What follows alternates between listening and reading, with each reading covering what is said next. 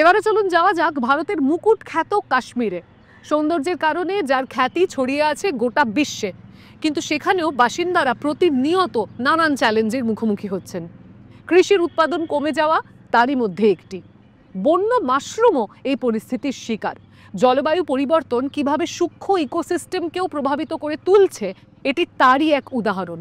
স্থানীয় মানুষদের ক্ষমতায়ন এবং টেকসই কৃষির মাধ্যমে এই সমস্যা সমাধানের চেষ্টা চলছে সেখানে। এটি গুচ্চি মাশরুম, কাশ্মীরের জঙ্গলে জন্মানো সব থেকে মূল্যবান পণ্য।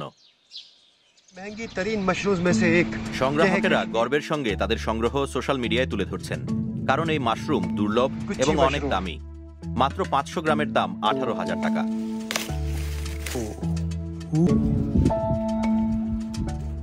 তাপমাত্রা কমে যাওয়ায় এখন এই মাশরুমের মরশুম নয়। অনেক বছরের প্রচেষ্টায় উদ্ভিদবিজ্ঞানী রৌফ হামজা কাশ্মীরের মাশরুমের 200টিরও বেশি প্রজাতি নথিবদ্ধ করেছেন। শীতের সময়ও তিনি জঙ্গলে গিয়ে মাশরুমের খোঁজ নেন। সাম্প্রতিক সময়ের চিত্র আশাপ্রদ নয়।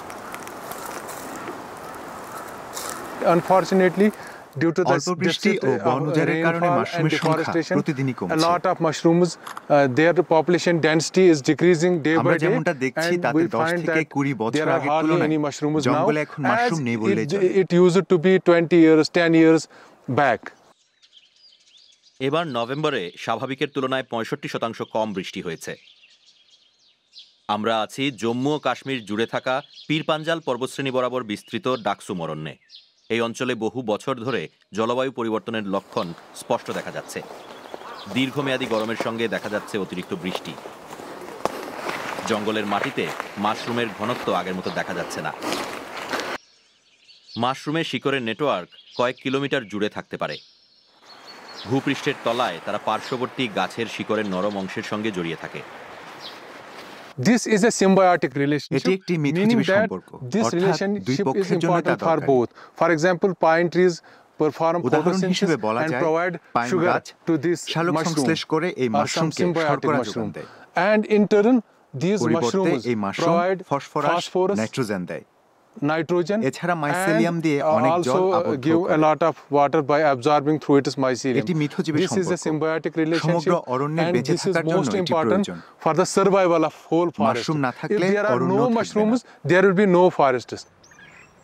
প্রাকৃতিকভাবে বেড়ে ওঠা মাশরুমের বিস্তৃতি কমায় কর্তৃপক্ষ এই অঞ্চলে মাশরুম চাষ করে অর্থনৈতিক সমৃদ্ধির আশা দেখছেন। পাহাড়ি এই এলাকায় নারীরা দিনের বেশিরভাগ সময়ই বাড়িতে থাকেন। তারা মাশরুম ফলিয়ে নিজেরা রোজগার করতে পারেন। 36 বছর বয়সী তাহিরা বাশির 5 বছর আগে আঞ্চলিক কৃষি বিভাগের সহায়তায় বাটন মাশরুমের চাষ শুরু করেন। আমি তাদের থেকে প্রশিক্ষণ পেয়ে 2019 সালে এই কাজ শুরু করি। চাষের জন্য আমরা ভর্তুকি পেয়েছিলাম। আমাদের সব মিলিয়ে মাত্র 2000 টাকা খরচ করতে হয়েছিল। 2000 টাকা দিয়ে যদি 30,000 টাকা আয় করা যায়, আমার মতে তা ভালো ব্যবসা। কাজটি পরিশ্রম সাধ্য, কিন্তু তাহিরা বাশিরকে তা অর্থনৈতিক স্বাধীনতা এনে দিয়েছে। গ্রামের অন্য চাষিদের সঙ্গে মিলে তিনি মাশরুম বিক্রি করেন। প্রাথমিক সমস্যা ও সংশয় কাটিয়ে তারা এখন ভালো আয় করছেন। নিয়ন্ত্রিত পরিস্থিতির কারণে এখন সারা বছর মাশরুম পাওয়া যায়, মরশুমের বাইরেও পাওয়া যায়। আগে কেবল জুন জুলাই মাসে পাওয়া যেত, এখন সারা বছর চাষ করা হয়। আঞ্চলিক কৃষি মন্ত্রক মাশরুম চাষের জন্য এরই মধ্যে একটি বিভাগ চালু করেছে। সরতাজ আহমেদ এই খাতকে আরও বিস্তৃত করার পথ খুঁজছেন। এজন্য তিনি নারীদের মধ্যে একটি দল গড়ে তুলেছেন, যারা একে অন্যকে সহযোগিতা করে। আমাদের ভবিষ্যৎ পরিকল্পনা হলো দামি মাশরুম চাষ করা। সিটাকি ও গনোডেরামের মতো মাশরুম চাষ করা, যেগুলোর ঔষধি গুণ আছে এবং ভালো দাম পাওয়া যায়। দুর্ভাগ্যক্রমে মাশরুম চাষ করলেও জঙ্গলের গুচ্চি মাশরুমের তাতে কোনো উপকার হবে না। উদ্ভিদবিজ্ঞানী রৌফ হামজা এখানে আসা মাশরুম সংগ্রাহকদের সঠিক নির্দেশনা দিতে চান। They should keep some mushrooms intact.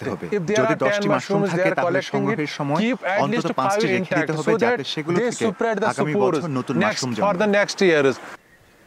সবকিছু ঠিকঠাক ভাবে করছেন।